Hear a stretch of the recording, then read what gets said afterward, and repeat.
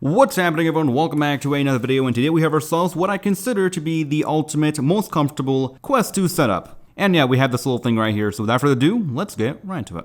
So yeah, what you're looking at here is a combination of a bunch of products to upgrade and make the Quest more comfortable. And this is not even the final form.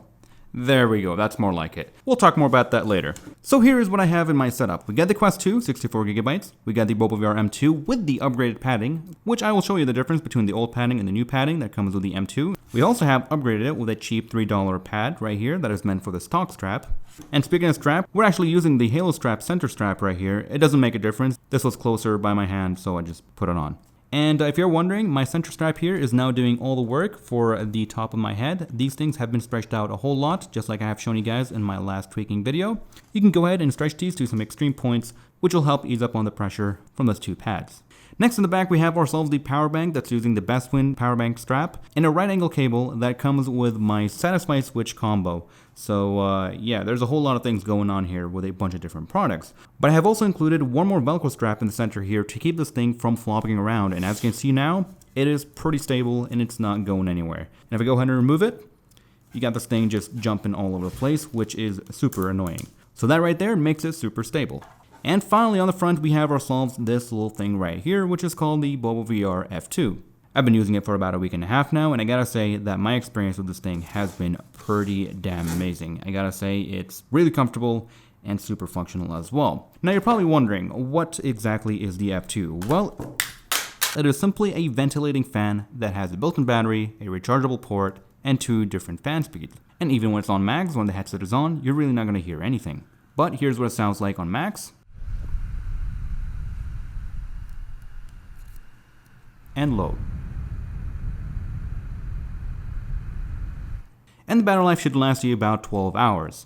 On the back, we got some information and 2 interface ports that connect to the included Facepad. That's right, this thing not only comes with a fan, but it also comes with an interface Facepad that happens to be super comfortable.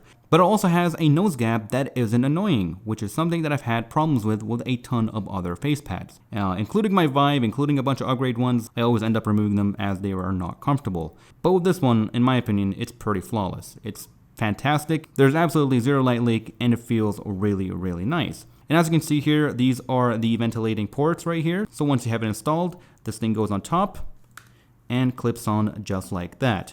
Once again, this is a prototype model, and they are working on improving it and upgrading it and such. So if you have any comments about it, do let them know in the comment section below.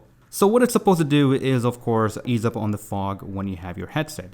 I've tried it out with and without it, and I've also tried it out mid-session. And after about a couple minutes, it actually cleared up the fog. Because sometimes if the humidity and heat level of your headset is about the same as the fog that's coming on, then sometimes your lenses won't even fog up, even if you blow on them.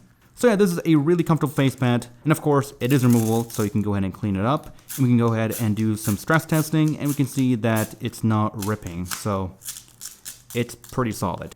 And prior to this thing, I've been using the AMVR face pad, and although it was much better than the stock pad, it wasn't perfect, especially when it came to my custom lenses. As I do wear glasses, I do have some prescription lenses right here, which when using it with this thing, or even the original pad, I have problems where my eyelashes are actually touching the lenses.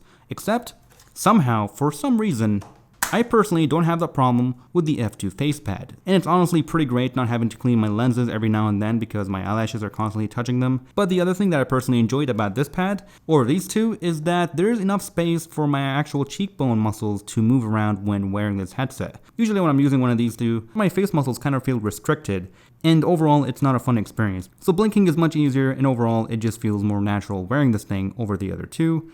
And yeah, it's just a really great face pad. No light leaks, it's very comfortable, very cushy, absolutely love it. And combined with this thing and this entire setup, pretty much solves almost all the problems that the Quest 2 has, of course other than the audio, which we'll get to in just a bit. Now being a prototype, of course, there are some things I would like to see improved. Some things are going to be pretty easy, things like this part right here. It doesn't stick on very well, but even one of them is enough to keep it on there pretty well. So a better secure fit would be nice. And the other one would be to find a solution for the horrible design that Oculus has integrated when it comes to the face pads. So the facial interfaces, the top clips, they clip on pretty easily, no problems there. But pretty much with any other facial interface, these two parts kind of just go loose very easily, and it's pretty annoying. And yes, it even happens with the stock pad. As you can see, it's not clipping on, and it's very, very loose. Sometimes you pick up the headset and next thing you know, this thing just drops out. Super annoying, but that's just how it is. Now, although I don't have a smoke machine, I do, however, have a tissue. In fact, a half tissue. That's going to help me demonstrate the power. So here it is on low. And on max. Now, as for the actual suction, since it is split by two parts, let's see what that looks like.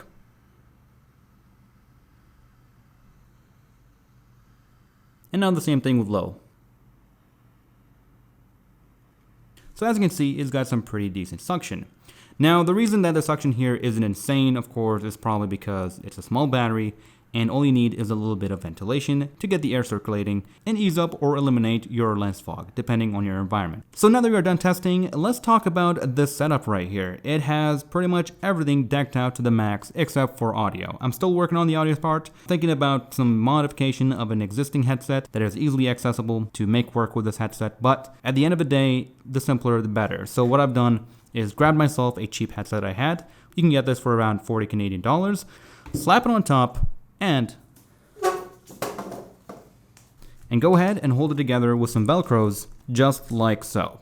Now bear with me, I know what that looks like. It looks like an abomination, but hey, it's pretty damn comfortable. So the idea of this is to just go ahead and use your favorite pair of headphones with this headset without having the trouble of having to take one part out and then taking off the other.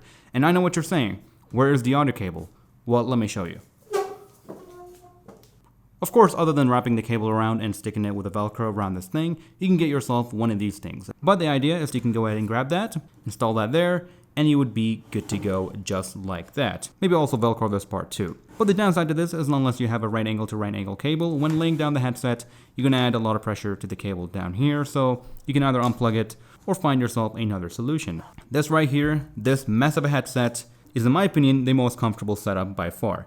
Everything here hugs my head very nicely, it's super comfortable, and it's just way better than my deluxe audio strap. So let's go ahead and take it apart and talk about the upgraded padding that comes with the M2. Oh yeah, and since we're here, let me show you how I'm actually attaching this power bank to this specific pad. So the pad here comes with this little Velcro, and what I did is go ahead and attach two Velcros on top of it to give it a nice ledge, and just attach this onto it. And to deal with the wobble, you can go ahead and add a third Velcro and attach it to the top part right there. And finally, let's go ahead and talk about the upgraded padding that comes with the M2. The M2 originally came with this pad right here. This is a prototype, and that's what it looks like. It's a pretty simple pad. There's nothing crazy about it. It's just foam inside some pleather, and that's pretty much it. It's a whole lot better, much softer, more surface area, and it's overall a much better build quality overall, as the original ones were actually kind of ripping when you're trying to remove it at a harsh angle. And as you can see, it looks much cleaner. And here's a close-up of the textures. As you can see, this type of material a lot of people are used to, and it's pretty much the same one that comes with the BOBOVR Halo strap. With my setup, I like to have it upside down, which gives me a completely different experience. And yes, it also does upgrade the top pad right here, as well as the two small pads, which a lot of people don't like. Yes, they are much comfortable than the old one, but it's still a bit too much pressure for my head. So if they do bother you, you can go ahead and use the center strap and either remove these two or stretch these two arms apart. You can put a lot of pressure on these and they're not going to snap. So that's one way of making this headset comfortable, just like I explained in my tweaking video. And with all that being said, that is all for this video. BOBOVR has been pumping out these great products recently, and they have still a whole lot more in store for us. They do have some cases in the works, which I'm told they're going to be pretty nice, as well as a pro version of their M2, which hopefully we see very soon. You know, the Quest is finally getting the treatment that it deserves. As for pricing, it's pretty damn great compared to other solutions, but we'll see once it does release. So thanks all for watching, and I'll see you guys in the next one. Take care, everyone.